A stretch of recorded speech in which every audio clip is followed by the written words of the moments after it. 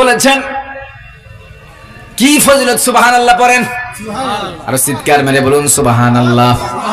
হায় রে, আমরা যারা নামাজ থেকে বিরত থাকি, দৈনন্দিন 5 ওয়াক্ত নামাজ থেকে বিরত থাকি, বিশ্বাস করুন আমরা আসলে কপাল পরা। কি শান্তির ইবাদত নামাজ, উযু করলেই গুনাহ যিনি মাফ করেন তিনি কে? আল্লাহ। যারা আমরা নামাজ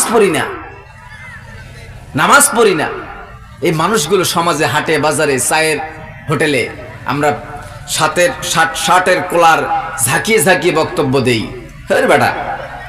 আর আমি দান সদকা করি, রমজানে 30টা রোজা দেই, হজ করেছি, যাকাত দিচ্ছি, দান সদকা করছি, মুখে দাড়ি রেখেছি, সুন্নতে জামা পরেছি, একটু নামাজ পড়ি না, তাতে কি আমার ইমানটা গেছে? এমন পাবলিক আছে না? আরে ভাই, আপনার তো ইমানই নাই। আপনার ইমান থাকার তো প্রশ্নই উঠে না, যাওয়ার তো প্রশ্নই উঠে না। যারা নামাজ পড়ে না, নবীজি বলেন বাইনাল আবদি ওয়া বাইনাল কুফরি তারকুস সালাম। একজন গোলাম, একজন মুসলমান, একজন ইমানদার আর একজন কাফেরের মধ্যে পার্থক্য হলো নামাজ। যে ব্যক্তি মুসলমান সে নামাজ পড়ে, আর যে ব্যক্তি ইচ্ছাকৃতভাবে নামাজ ছেড়ে দেয় সে কাফের। কথা কার? নবীজির।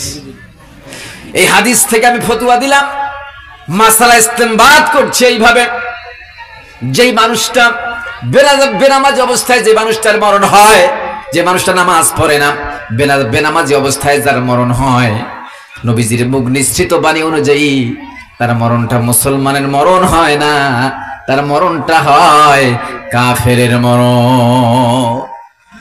আর কাফের অবস্থায় যারা মারা যায় তাদের স্থান কোথায়? জাহান্নাম। শুধু তাই নয়, আল্লাহ পাক বলেন গোলাম, জীবনে অনেক পাপ করেছ, হতাশ হয়ে পড়েছ, এই পৃথিবীতে তোমাকে কেউ ভালোবাসে না, তোমার অভাব হয়েছে, অসুখ করেছে, প্রতিবেশী তোমাকে সাহায্য করে না, আত্মীয় স্বজন তোমাকে সাহায্য করে না, সাহায্যের জন্য হাত বাড়ালে সবাই তোমাকে দূর দূর করে তাড়িয়ে দেয়, তোমার সন্তানেরা তোমাকে ভুলে গিয়েছে, তোমার স্ত্রী তোমাকে ভুলে গিয়েছে, নিষ্ঠুর পৃথিবীর সবাই তোমাকে তাড়িয়ে দিয়েছে। বান্দা, তুমি হতাশ হয়েও না, মনমরা হয়েও না। বান্দা, পৃথিবীর সবাই যদি তোমাকে হেট করে, পৃথিবীর সবাই যদি তোমাকে ঘৃণা করে, আমার কাছাকাছি হয়ে যাও, আমার কাছে আসো, আমাকে ভালোবাসো। আমার ভালোবাসা যদি পেতে চাও, আমার কাছাকাছি যদি হতে চাও, তাহলে ওয়াসজুদ ওয়াকতারিব, গোলাম রাতের আধারে সেজদা দাও, আর সেজদার মাধ্যমে আমি আল্লাহ পাকের নিকটবর্তী হয়ে যাও। সুবহানাল্লাহ। ওয়াসজুদ ওয়াকতারিব। আল্লাহ পাক বলে, গোলাম একা একা ফিল করবি না, হতাশ হবি না। তামাম পৃথিবীর সবাই যদি তোমাকে দূর দূর করে তাড়িয়ে দেয়, ওয়াসজুদ, সেজদা লাগা, ওয়াকতারিব, সেজদার মাধ্যমে আমি আল্লাহ পাকের নিকটবর্তী হয়ে যা। কত নিকটবর্তী হবেন? আমি যদি প্রশ্ন করি যে সেজদা দিলে নামাজের মাধ্যমে আল্লাহর কতটা কাছাকাছি হওয়া যায়, আপনি বলবেন কি? হুজুর বেশ কাছাকাছি, মোটামুটি কাছাকাছি, খুব কাছাকাছি। কিন্তু এর জবাবে নবীজিকে প্রশ্ন করা হয়েছে, রাসূলুল্লাহ, বান্দা যখন আল্লাহকে সেজদা দেয়, নামাজের মাধ্যমে যখন সেজদা দেয়, তখন বান্দা আল্লাহ পাকের কত নিকটবর্তী হয়?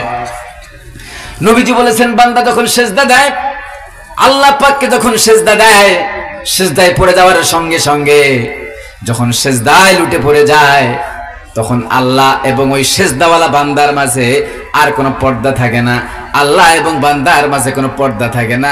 সেজদা দিলেই একমাত্র বান্দা আল্লাহ পাকের কাছাকাছি হয়ে যায়। সুবহানাল্লাহ। সেজদা দিলে মাঝখানে কোনো পার্টিশন থাকে না, দেওয়াল থাকে না, সেজদা দিলেই ডাইরেক্ট আল্লাহ পাকের নিকটবর্তী হওয়া যায়। সুবহানাল্লাহ। এটি হলো ব্যক্তিগত ফজিলত।